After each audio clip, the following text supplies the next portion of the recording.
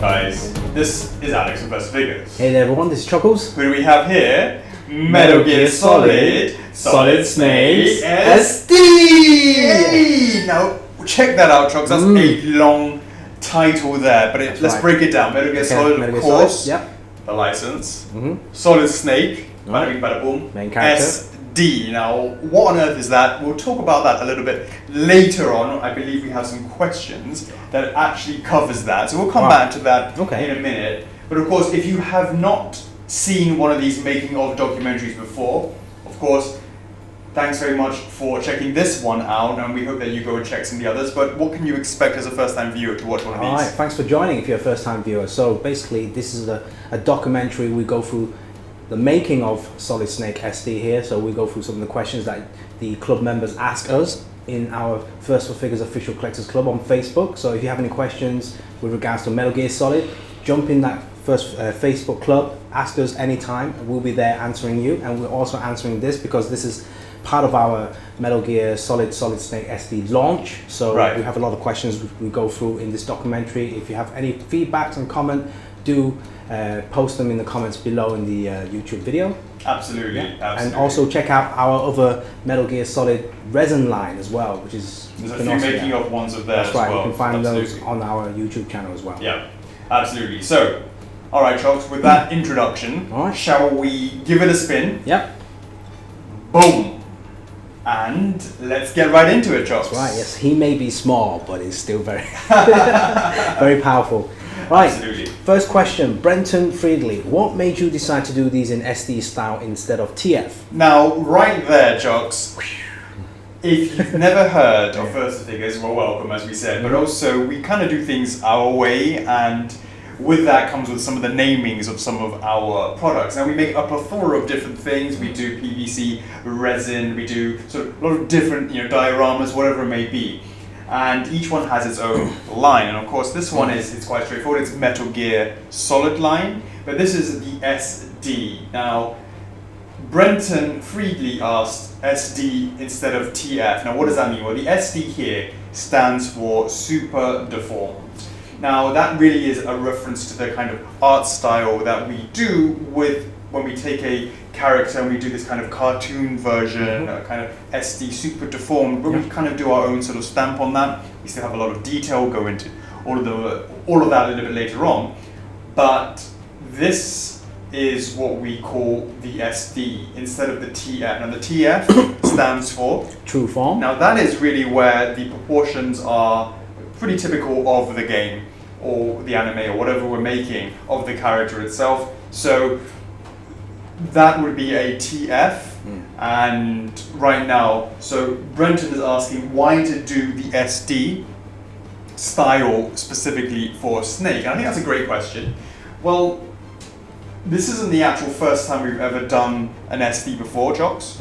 We've done an SD with the Dark Souls range. So it was quite interesting because the Dark Souls range really doesn't have any human faces in that. And a lot of its armor and the ones that we've been working on, maybe, for example, we did Artorias, didn't have a face, and Solaire has a kind of bucket, But what we wanted to do is really sort of test out a scenario where the character itself is a human, and how would that look for this sort of art style? Can we apply the SD formula that we really nailed in the Dark Souls range and apply it to something like, for something human? And that really is where we sort of, what kind of human characters do we have that could really take the kind of realism that you have from Metal Gear and sort of turn it into that sort of style of this SD style. How could we do that?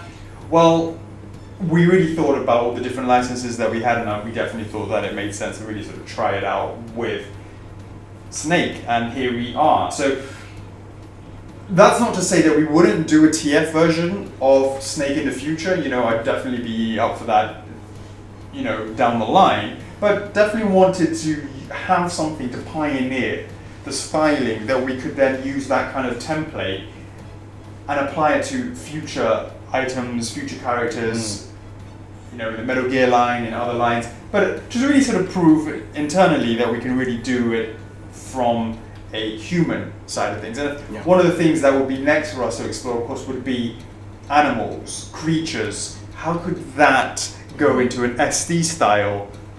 All of these questions I look forward to answering as we sort of progress through as we continue to develop products in the future. But, you know, especially for this piece, I'm really happy that we kicked it off with Snake. It's been such an amazing experience to be able to work on this property, Chocks, that what a piece to start it off with. Definitely, yeah. So, Brenton, there was no real reason why SDs, not TFs. The answer is it's not mutually exclusive. We could do TFs in the future, but we wanted to really see how we could flesh it out with the SDs. I mean, it's kind of like we're at that phase where we've done resins, moving into PVCs. We've done TF with other characters, other lines, and we're exploring SD form and art. And Dark Souls was the first one, and the Metal Gear Solid is another one. Right. So yeah, it's a continuation of this SD experimentation. Absolutely. Right. Next question from Brandon Evans. What were you trying to capture with the pose that was chosen? What story is being told? That's a great question. That's a great question. Whenever we come up with any pose, we really kind of think, where's it coming from? What's it a snapshot of? What's as Brandon says, what is the story behind it? Well, first of all, you see his pose has a kind of sneaky, kind of ready for action. He's almost like he's crouching his legs, he's bending his legs a little bit. That gives it a sort of sense of immediate ability to react to something very, very quickly. He's clearly at the ready, Chokes. He's clearly at the ready, and how did we show that? Well, there's a couple of things. First of all, if you look at his gun, it is pointing downwards, and what do you see with his right finger? His right finger, it's going to move away now. Yep. What do you see with his right finger? Well, he's overlapping the gun. His right finger. His right index finger, I should say. There is a right hand right in his finger. Yeah, definitely. Yeah. He's not pulling the trigger. He's not pulling the trigger. Now, of course, safety first. Gun safety first. If you're not shooting, you should have your finger along the side of the barrel. You know, so you're not actually. If you're on the trigger, you should be pulling it. You should be pulling it. At least that's from the research that I've been doing. Gripping the actual gun itself and the handle is done in a way that is matching special forces. Now we had a lot of experience with sort of looking at that when we did the original resin version. Yeah. But when you grip a gun, you're not doing it with this, we'll call it the cup and saucer, the teacup pose, where you have the hand underneath where you're holding the gun. Let's assume you're right-handed. You're holding it in the right hand, and then underneath, you kind of see in a Hollywood style, it's like a cup and teacup and saucer, right? Here's the cup and here's the saucer. The problem with that, Chocks, is, and I'm not. I've shot a few guns in my time, but I wouldn't say I'm a pretty special forces expert. But for sure, when I shot the gun, boom. If I wasn't paying attention, there's a lot of recoil on it. Recoil on it. Recoil. Magnum, baby. I mean, and there's a significant amount of. And if you're holding it like this way, you can imagine you go ba-boom, shoot and hit yourself in the head. So you grip around your own hand as well, and when you pull it, you've got sort of semi-locked arms, and then when you pull it, of course, you can avoid the recoil having such a huge effect. Have you ever pew-pewed yourself? No, not pull the trigger. Right. Held a gun, but not pull the trigger. Well, this is it. Can't do that easy around here. Right, sure. America, baby. Anyway, so it was important that we actually took that concept and put it into Snake himself. He's not walking around like this. He's walking around like that, right? So that is what can you see how we've captured that, Chocks, in the hands? The way that they're gripping on top of each other. It's not that, but you see that his left hand is overlapping his right hand in terms of the fingers. They're curling around that, right?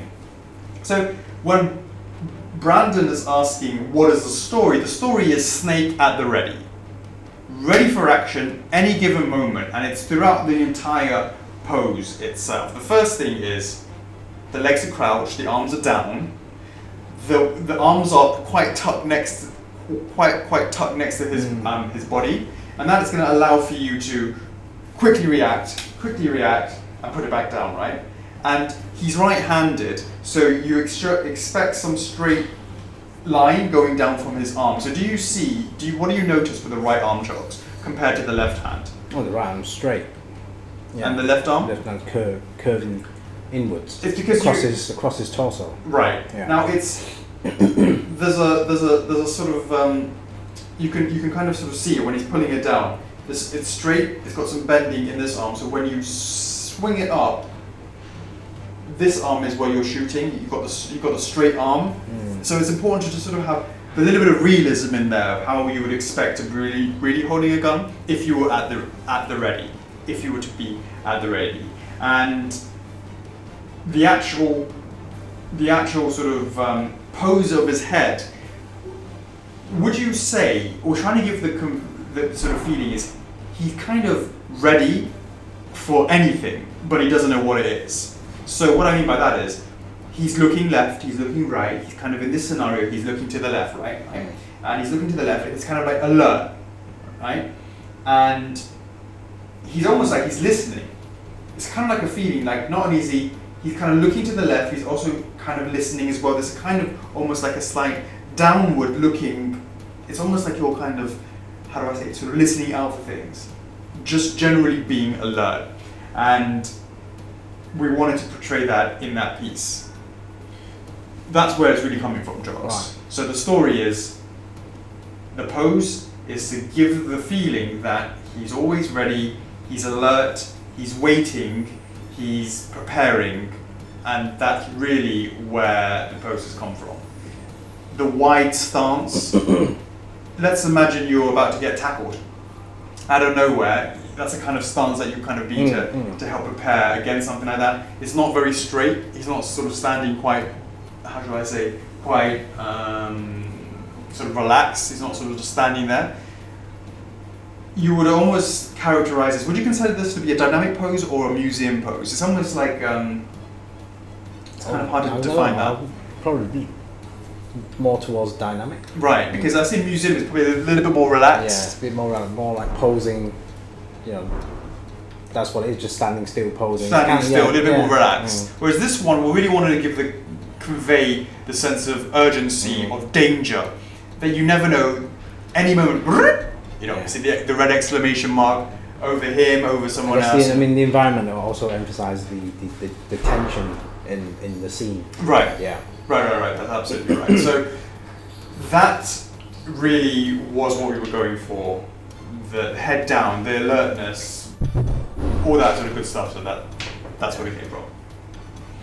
All right. Next question from Brendan Rostello. What did you learn from Resin Snake that you applied to the SD? So can we get this right? We started with Brenton, we then went to Brandon, and I was like making sure I was calling the names right. What a coincidence. So go ahead, so what was the question? Yes, what did you learn from the Resin Snake that you applied to the SD? Right, so in case you don't know, we have actually made a resin, obviously I'm not talking to you, obviously you know, I'm saying in case you guys don't know, we've made a snake, a solid snake, in a resin which we could consider to be a normal sort of size and scaling for a new, sort of from the character. And the question is, what do we learn from the resin snake that you applied to the SD? Now, so one of the things that we really applied into the SD of any of our Dark Souls lines as well is the idea that the details that we expected and captured in the resin, we translated that into the PVC as well. That's right, yeah. That's one of the main criteria whenever we do the SD line, is to make sure that we apply the same, as close as possible, the same SKUs that's achievable in the resin. Apply that down to the SD PVC range as well. Right. Yeah. So the paint apps, the scopes, you know, squeeze in as much details as we can. Right. We're trying to make. Obviously, this is a new line. We want to make sure that it's kind of has that cutesy feel with the SD range, but at the same time making sure that it's not just plain and simple. Right. It has to have a lot of details in it. And can I just say, Chunks, I think we've done an amazing job of bringing the detail work, of which there was a ton, from the 3D of the resin version, and really translated it really well into this one here. Now, of course, I understand that this is a sort of small size and the camera's quite far away. Yeah. But Chocks, shall we just go through that? Would you mind please going, top to bottom, bottom to top, or whatever you want to do to talk about the details, but also consider whether or not we had those details in the 3D, in the resin version as well. And I think that'd be a great time to talk about that. Yeah, I mean, like you said, this is our very first human form, as in like for SD range. So a lot of it, we had to really focus on the face as well, making sure that does it look like Snake.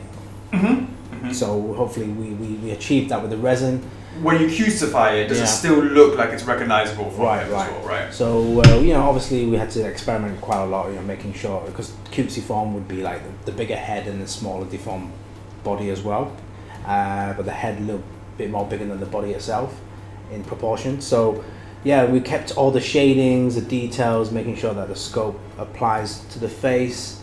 It's not just one color. It's not just one color, or different shading tones, skin tones, darks. You can see the stubbles around his cheek and his mouth, and then there's depth as well. It's not just kind of like flat face. There's actually sculpted the nose, these eye sockets, the ears around the side. So there's a lot of details going around just the actual head sculpt itself, around the face. I'm not even going into the eyes just yet, we'll go into that a little bit later, but the amount of the hair piece, yeah, I mean, looking at the front hair flick and the top piece and the back piece, lots and lots of wavy curves, lines, different shadings of dark browns, lighter browns and black wash. Sideburns are all sculpted, they're different. Both sides, the sideburns are different. They have depth, and then the way the bandana is wrapped around his forehead and around the side of the head. And how about that texture on that bandana? Yeah, definitely. You can see the different the creases. The creases that would be the sort of wrinkles as you put it around, but the actual texture detail on there as well. Yeah. There's definitely a lot of texture in that if you go even closer, like cross lines. And it's not just that, the way it wraps the front bit, the way it because it's like with his tense expression, with the brow, what do you call it? The eyebrows are kind of furrowed brows. Yeah, frowning, right? So it follows that same curve that you see. Take a look at our resin snake. It follows that same frowning, and you can see the overlapping of the bandana going over his forehead. And what you'll notice, the way it digs, before I forget, the way the bandanas really pull tight, the way it digs into his side of his head and the hair like kind of like going. That's exactly what I was going to say. It kind of like mushrooms out. Pull tight. And the bandana, with the different blacks, light greys, dark greys, blues in there as well. Yeah, definitely, yeah. Absolutely. That's just the head. That's just the head. Yeah. So if you started going down, you go into the neck. You've got the collar. You've got the suit itself, the sneaking suit. Yeah. The shoulder pads. Yeah, that gives off that kind of. It has thickness to it. Gives off that padded feeling of the body armor, and then you can see the front bit with the muscles. But that's almost like it's like a body armor as well. You can kind of see some hard lines going around the back, and it gives the feeling that it's got that protection to it. Yeah, and they're all textured. Tons and tons of texture on that. Lines going in different directions. It's smooth around the back. There's more textures on the shoulder pad and the front piece. You can see the actual kind of the zipper line going down. And if you run your fingernail across it, you can really feel it. Yeah, definitely. I mean the shoulder pad texture and the actual arm, the suit are totally different textures. We fit so much in there. We even remembered to add the 3 rivets on each shoulder. Now the shoulder itself has a different type of texture, right? It's almost got like a kind of a dotty kind of hexagon-y look to the the actual texture on the sleeve the suit, itself. yeah, the suit on itself. on the grey, on the light grey, I should say. Yeah. And then again, creases along there, different paint apps, variations of greys. The belt buckles as well. It has a kind of a worn out kind of a metallic wash to it. And then the straps that attach to the belt themselves, they're textured differently as well. Crazy, right? Yeah, I know. I mean, we've done the same principle that we did on the resin, and then try and apply that to here as well. So pretty much what you see in the resin really has been replicated here down to the smallest details. Have a look at the belt, the main straps around the belt. They have these little dots that go around, the silver dots that are around. Each one of those, all painted. And then look at all the little cross stitches on the actual belt, on the pouches. And the pouch, and the buckles on the pouch. It's a lot of work has gone into that. And then this head, fine, it's detailed enough, and as you go further down, okay, fine, the upper torso, still detailed, but when you go to these pouches, smaller pouches, and the gunge pouch, it goes even into finer detail. Bust out the bloody microscope. Magnifying glass. Yeah, that's the one. Yeah. And the boots themselves, you can see the way that you have the lines going down, and it's like material that then goes underneath. Like that. Yeah. Again, that is what's been happening in the other. Yeah, the boots, you can see the actual grips individually painted here, and then you can see dirt, specks of dirt along his boots as well. And then the side of the boots, you get like the straps overlapping each other with the buckles being shown as well. And then the way the straps that wraps around his thigh, gripping the trousers, so you get like trousers that are kind of bunched up. Mm-hmm. Yeah, that's right. So when you're talking about the head strap, sort of mushrooming it out there, the same thing for the straps here as well. When it pull against the material of the clothing, or look how the boots here are thinner here with the cloth sort of mushrooming out from the boots area. Again, it's that same idea of how it would be in real life if you're putting something on that's quite tight. Yeah, and then how we normally would call this, was it the F4F comp? There you go. Yeah, this is as you guys know, if you've been following our Metal Gear Solid resin line, we went back and forth quite a lot with the gun. We spent a lot of time on the gun, and we translated that into a miniature size. So it's got that silencer on it. Yeah, it's the same gun, isn't it? Right? Yeah. It's the same gun, miniaturized, as much detail. There's tons of detail in there. It's got, the silencer has dots in it, it has sort of little switches over here, it has sights, it has the two sights, and then the two at the back, one at the front. And it has the same dial around on the side of it, side of the scope. Right, and it has that on the other side as well.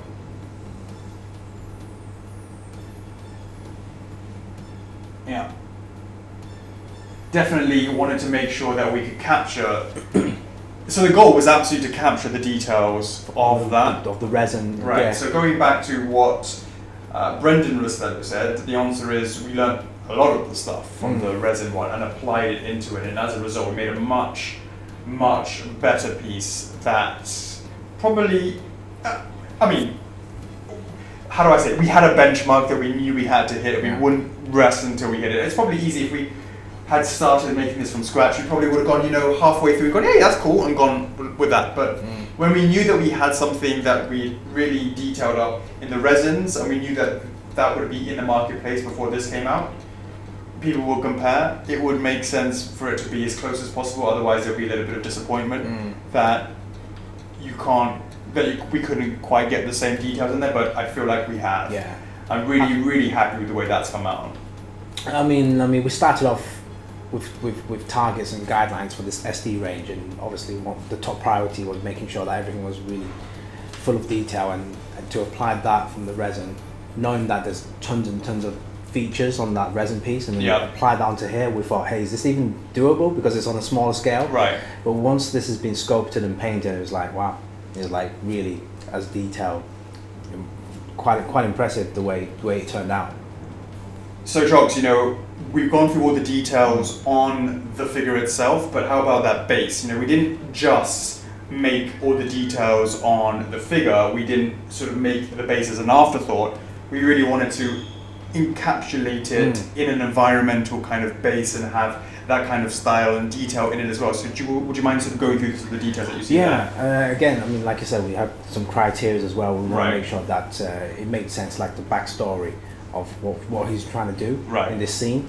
And we applied that same thought that we have with the resin as well, making sure that, okay, this needed an environmental base type of feeling, a diorama piece kind of.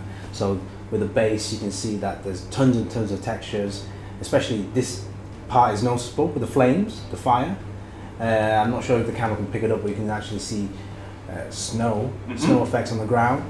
And then, funny thing is, like 2/3 of the surface of the base, 2/3 of it's kind of like a kind of a marbly effect on one side, and then the other side is kind of this honeycomb textured, sculpted into the base as well, and then has that kind of a metallic feeling along the side as well, with the kind of like circular lines that goes around. Right, it's given the kind of sort of industrial look to it. Yeah, absolutely right. Absolutely right. So we really wanted to incorporate that into the actual piece itself to give it a focus on the environment, and that was really incorporated with the fire effects. With, I was imagining there's been a huge explosion. He's also, as you know, Shadow Moses. It's all cold at the time, at this incident where he is, and it's all so. That was definitely going back to Brendan's question. What did you learn about Snake? Well, actually, that's a good point. When we at first did the original design of the Snake resin, a lot of people were like, hey, he's outside and it's cold, there should be snow. We learned about that and therefore applied it into that. So that's another example. Well, yeah, pretty much all of them. I mean, especially the gun as well. Right. If we didn't went through those phases with the gun for the resin, we won't. The SD Snake won't have that type of gun. Right. Yeah. Yeah, that's absolutely right. It's quite actually, we did learn a lot from the resin. Yes, we did. Yeah. So the lesson was we paid for two things for that lesson. I mean, we buy knew, one get one free for that lesson, right? We knew we wanted to do SD line. Right. And then it's a good thing that we learned a lot from the resin Snake and then applied that to this one as well. So absolutely. Actually, yeah, definitely worked. Absolutely. Cool. All right. Next question from Stefan McNally. Did you encounter any problems during design and development? So, there were a lot of things that we already knew because, as we said, we already went through it with the resin version, so it wasn't too much, I would say, with regards to the overall composition. The design of the pose, yes, we had to sort of really think about that, but we really had that benchmark, as I mentioned before, about what we wanted to incorporate detail-wise. Yeah. But there was something on this that was quite inherently specific for this and not specific for the resin itself. That was probably the biggest problem that we had during the development and design stage. So to answer Stefan's question, there was one area which I really love this feature on this Chocks, and that is Snake himself, right? He has the ability to change the direction of his eyes. Now we talked about how he's looking to the left in this example, but check this out, Chocks. Right? I can pop his head off, right? Put that there. And then I have the ability to take out his eyes. Right, look at that. Now he has no eyes, and he has his eyes like that. And then I can simply, remember he was looking to the left, I can then simply, boop, see that? I can simply turn it over the other way, reinsert the eyes, put his hair back on, and just like that, Chocks, he's now looking to his right. Look at that. So you can choose which direction you have your snake really sort of. Where do you think the enemy is coming from? Left or right, or right or left. Yeah. Now, in terms of the the difficulty with that. Well, first of all, I knew we wanted to do that. The whole idea of shifty looking left and right, that was definitely something that was important. And also, the precision that you can get with PVC allows for us to create those eyes that do it quite well.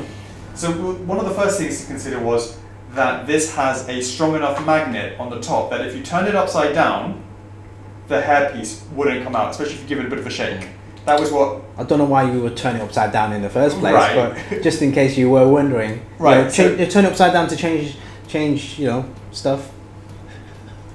Right, indeed, right. But then there was that, so there needed to be a strong enough magnet system, which at the beginning it didn't have. It did not have, yeah. So we went through different versions of it to make sure that that it does. So that was one thing. The second thing was when you pop out those eyes. Right now, if I'm pushing it from outside, I'm pushing and I'm pushing. It doesn't now, but it used to.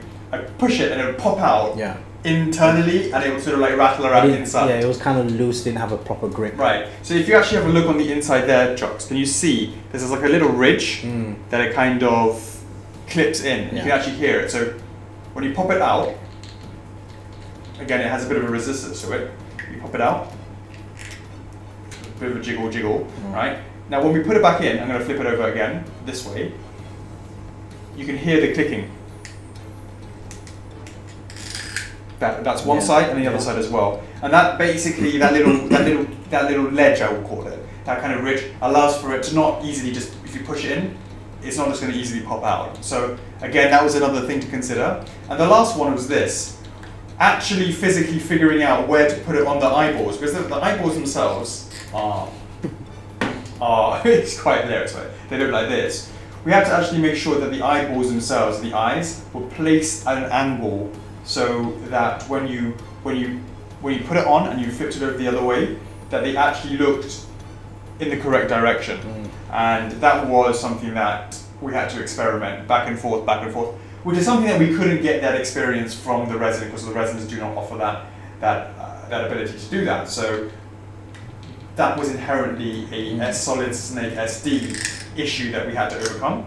And I'm happy to say, of course, no issues whatsoever with this piece, in order to not have the hair fall over. The second one, not have the eyes pop backwards accidentally, and the third one is actually have the right angle. So if you're looking to the left or looking to the right now, he's looking to the right in this example. And especially with the PVC, is that you can actually get the eye sockets at the right size. And that actually lends to giving a lot more 3D look to the actual eyes itself. It has like a physical sort of thinness to the eyes. And it really enhances it quite significantly, actually. Other reason of the separation is, apart from just changing the eyes left and right, is that if using this method, we can make sure that the eyes are clean, because what they do is that they spray paint the eye, the actual face, without the eyes, and then kind of just inserting the eyes, so there's no paint overlap. Right, and if it was a single piece, it was very easy to see. If you have a little overrun on the eyes, it's going to look really... It can be completely 99.99% perfect, but then if you have something that goes over the eyes, it's the soul, it will completely ruin the feeling of the piece. So. Or any printing on the actual eyeball itself. Right. Yeah. Absolutely. So Chocks, let's say you have a piece and you are ready to, you have a Metal Gear Solid collection, or you have a collection that you feel that this piece would be a really great addition to. Well, I want to know how big it's going to be, Chocks. Okay. I want to know how high, how tall it is, what's the footprint, all that sort of stuff. So, if you wouldn't mind, Chocks, would you pass me over some of those cards? Oh my god, why they're over there? I do not know. Very nice, very nice. So, it's very easy. Excuse me. There you go, very easy. It's just a little bit under 2 cans, and this is a 330 ml can. I know in America it's usually 350, 355. One of these days I'm going to be sure which one it is, because I always ask. And it gives you a better idea of the height. Okay, so it's it's a lot of detail, compact. What do you talk about the eyes? The shading of the eyes. The actual colouring of it. Yeah, the gradient. That's over to you, my friend. Oh yeah, so yes, I mean you can see, yeah, it's very, very clean. The blues and the whites. It's not just a single blue It's colour, not, it's not. It's got some gradients. Yeah, light blue into the darker blues and then to the outer black line. Mm-hmm. Yeah, guys, if you definitely picked up one of our TF True Foam PVCs, the eyes are very good. Mm-hmm. Yeah. Mm. So the measurements, Chocks. Yes. Right. This is. My question is, how would you turn yours left to the right? It really depends on who he's looking at. You could stick him in between two different people, and you can choose who's he looking at. Yeah, exactly. Yeah. If he's like right next to the wall, you don't want to be staring at the wall, right? Right. You're staying on the other side, and if there's enemies on either side, so that's up to you. Exactly. Whilst you're talking, I'm going to pop him this way. Okay. Yeah. So, guys, measurements. Easy peasy lemon Easy squeeze. stuff. Yeah. So we've termed this as an 8-inch PVC. So height-wise, it's an 8-inch PVC, 20 centimeters high. Yep. Width, straightforward. Again, it slightly depends on if you're looking this way or you've got him that way, to be honest with you. Depends on how you want to. Yeah, I think originally the concept was kind of like that. Right, yeah. sure. So I'm assuming that's how it's going to look in the packaging as well. Right, so, that's correct. So for the width, we have that 5 inches. So that's 12 centimeters wide. Depth, that's from like because the gun sticks out in front of the base to the back of the base. Yeah. That's 5.5 inches. So that's 14 centimeters. And the weight, just the actual statue itself, is 0.6 kg. So 600 grams. So it has some weight to it. Yeah, it does. Yeah. We made sure our PVCs all have some weight to it. And it turned out really well, weight-wise. That's cool. All right then, Chocks, what's next? Right, shout-outs. Your favourite part. My favourite. Right, so guys, what are shout-outs? Shout-outs are basically what I was talking about earlier. If you're in our Collectors Club on Facebook, every time we do a launch, every time we do a documentary, we will make a post in there asking you guys, do you have any questions for us? And then randomly, I will put a statement in there. First 10 people to reply to that statement will get a shout out from Alex. So all spots are filled up. All right, let's do it. Shout out to Jake Mayer. How's it going? We got Nana Say in the house. How's it going? Elaine Kennedy. What's up? We got Stephen McNally, who also got both a shout out and a question answered. What is going on there? Neil Robinson. How you doing? Big up to Jacqueline Ostermeyer. And we got James Bellington in the house and Cassandra Bellington, the power couple. As always, getting double shout outs of Pharaoh Sev, and last but not least, Damien Bell.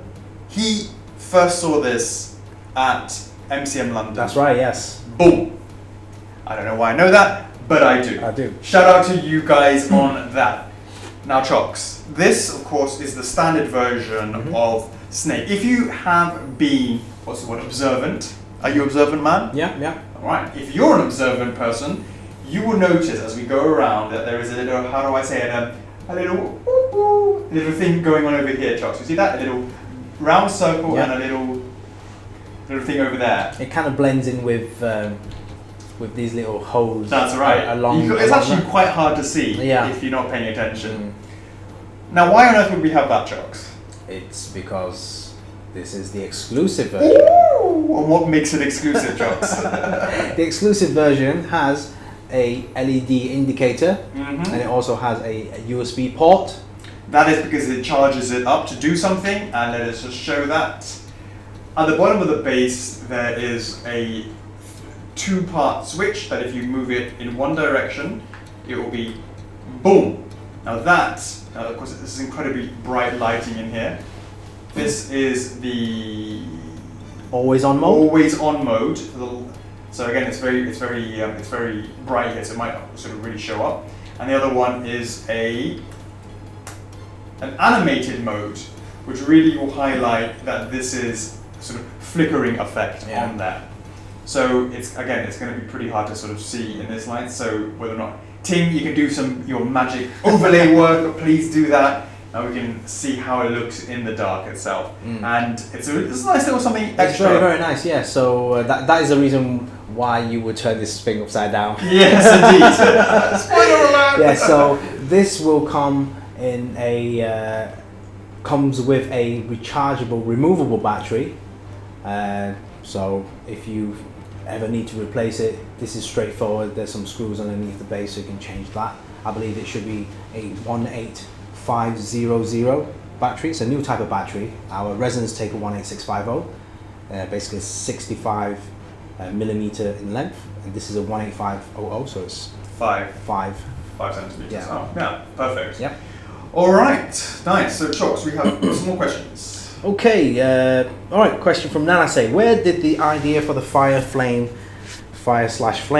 and exclusive come from? Now, of course, people already know about that because we debuted this at Gamescom last year, so people would have seen that. Now, where did it come from? Well, first of all, you're in an environment, you get shot at, things blow up, that happens, right? It's also a really, really great thing to be able to do when I show you something cool in 3, 2, 1.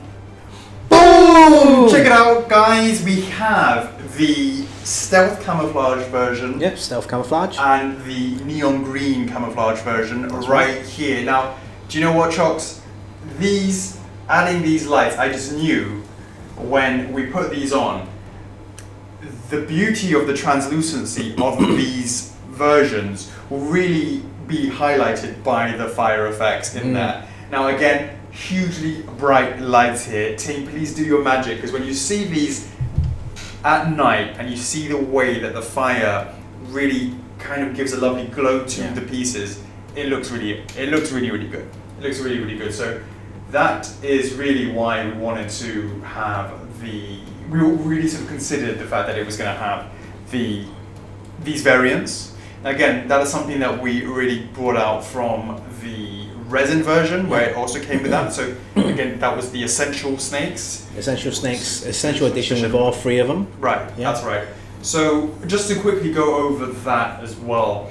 The original, when we made the first resin snake, when we knew we were making a variant of it, this sort of translucent version, we kind of weren't sure whether or not to go for this kind of almost Coca-Cola bottle, kind of glass bottle, kind of bluey color, or the kind of green, neon green style. So you know what we said, Chocks?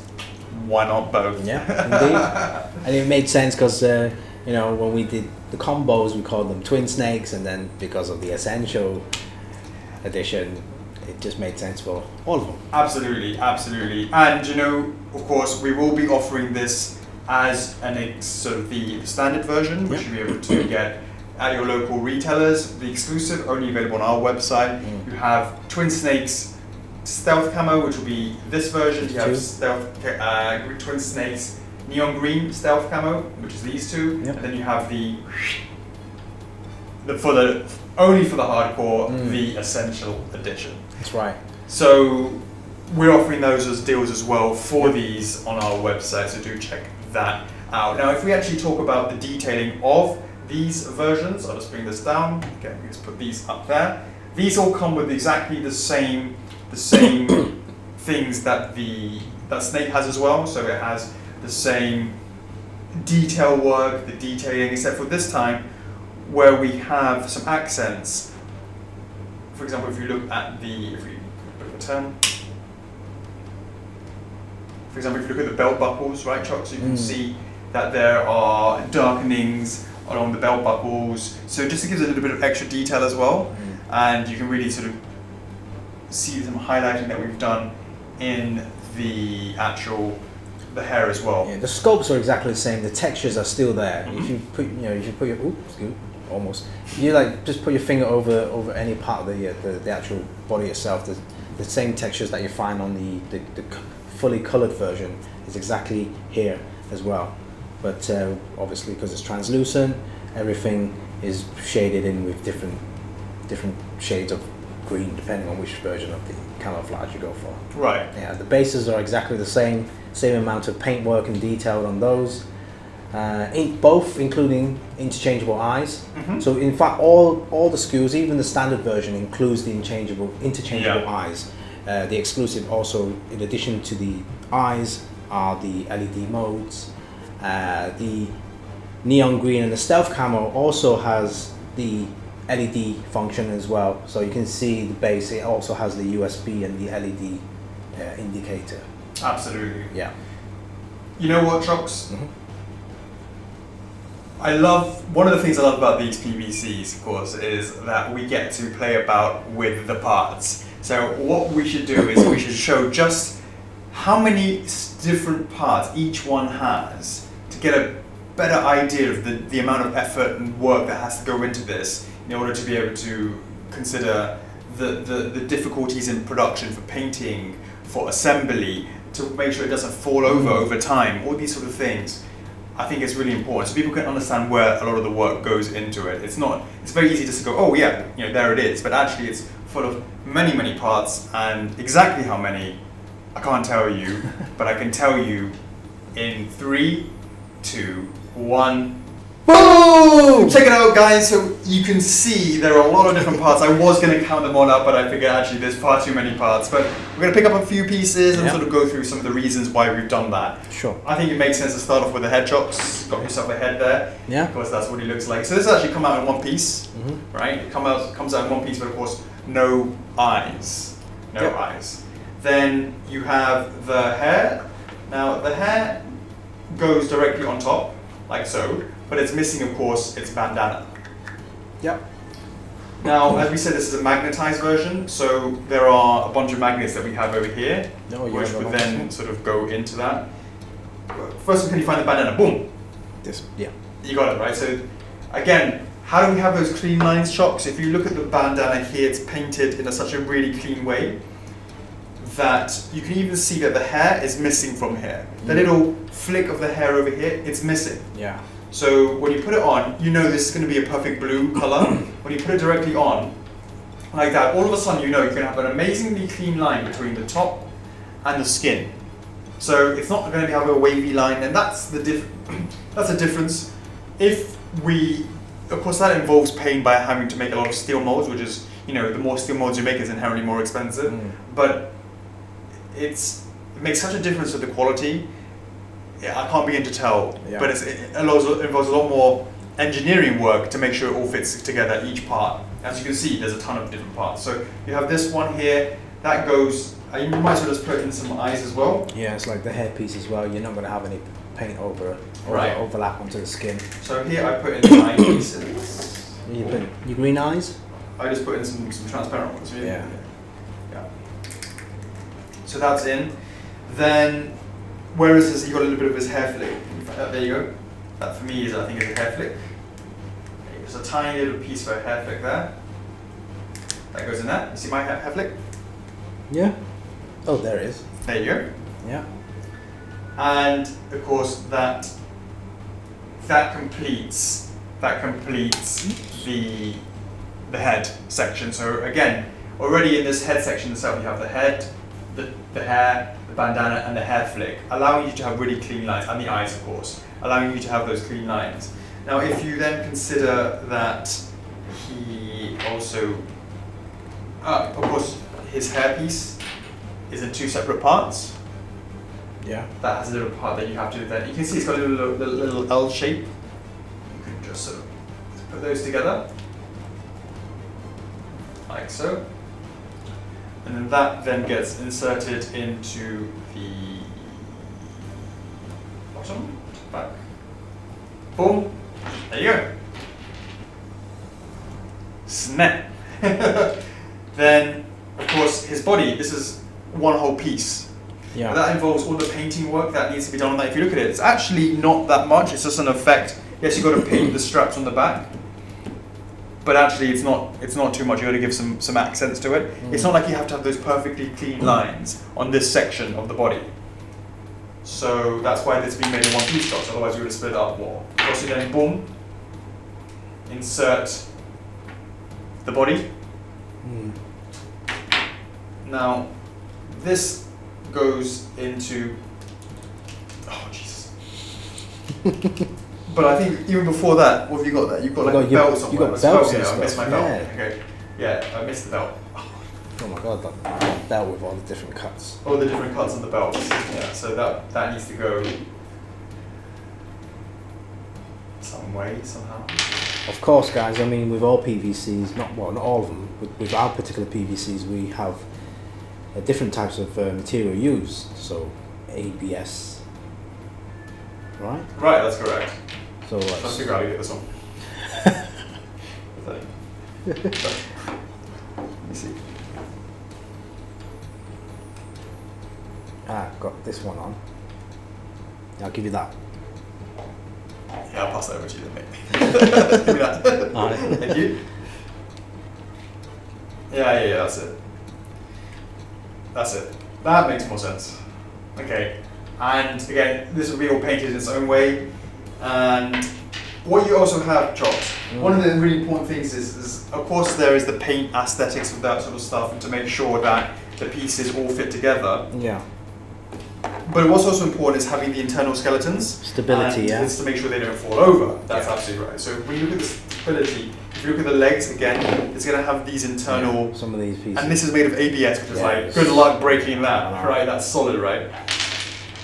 So if you find, for example, you have the foot here, and the foot would then, you insert this peg into the foot, like so. Fits it nicely. Obviously you can see we've prepared. And again, this isn't a PVC, right? It's soft material. Yeah. But, if I'm not mistaken, I should have another. This foot is in solid ABS, which is really, really hard. So this is the internal part, which is important that doesn't bend.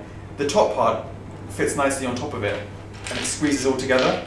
But this part over here has no sort of internal strength that it must be.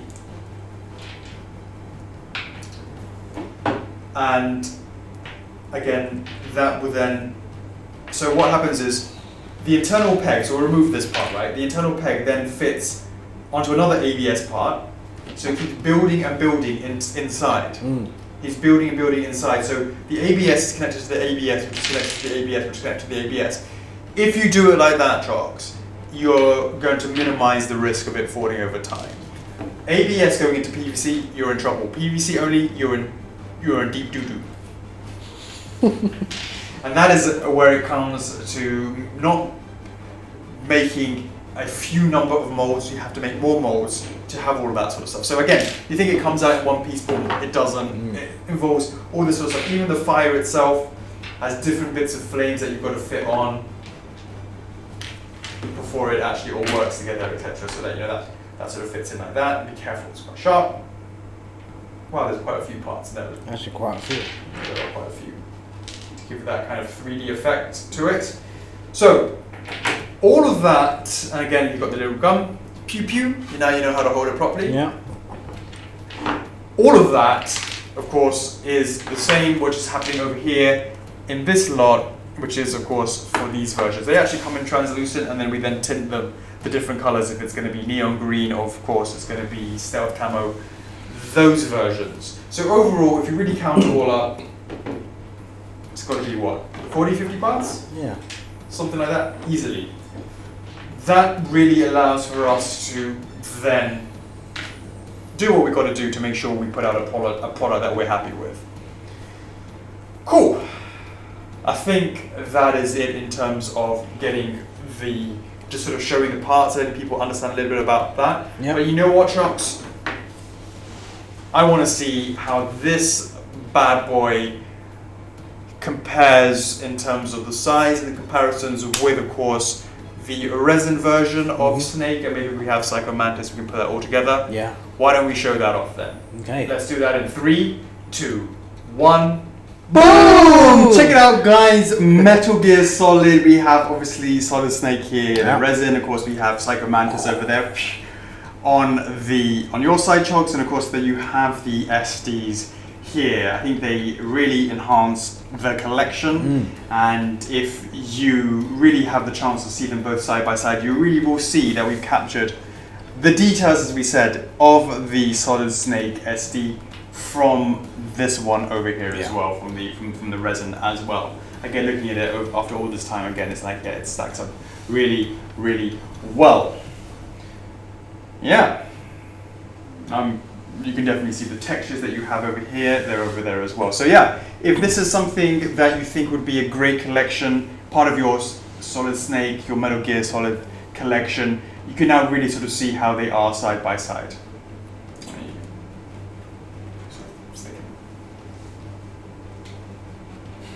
Friends. You know, indeed, for example. Don't talk to me or my son again. Little and large. Little and large, indeed. But as I said, Chokes, you know, as you said, we really shrunk down, but kept the detail at the smaller scale for sure. I mean, like sometimes you see PVCs that are very simple and clean and straightforward, but you know, we still have to spend a lot of time and effort because, like I said, we translate all those details into here. It's like working on a resin piece. Absolutely. Yeah. Absolutely. Cool. All right. I believe there's one more question, Chokes, and then we're Yes. going to wrap this bad boy up. All right. The question from Alessio Bucci: what's the next one in the SD line? Hey, what would you like to see? I'm thinking perhaps something, an animal that's a particular color. I wonder what that could be. Let us know who you would like to see. Would you like to see more SDs? Would you like to see a TF of Metal Gear Solid or Metal Gear or anything like that? We'd love to hear your feedback on that. Let us know in the comments below on YouTube. Of course, jump into our Facebook group anytime. Let us know there as well. We love to hear from you guys for sure. We're always active in there, etc. Yep, every single day in there. Indeed. All right, Chuck, anything to add before we wrap this one up then? That is it, I believe. All right, that's another one wrapped up. I'm your host, Alex. I'm Chuckles. F4F is love. F4F is life. And we'll see you in the next one. Peace! Laters.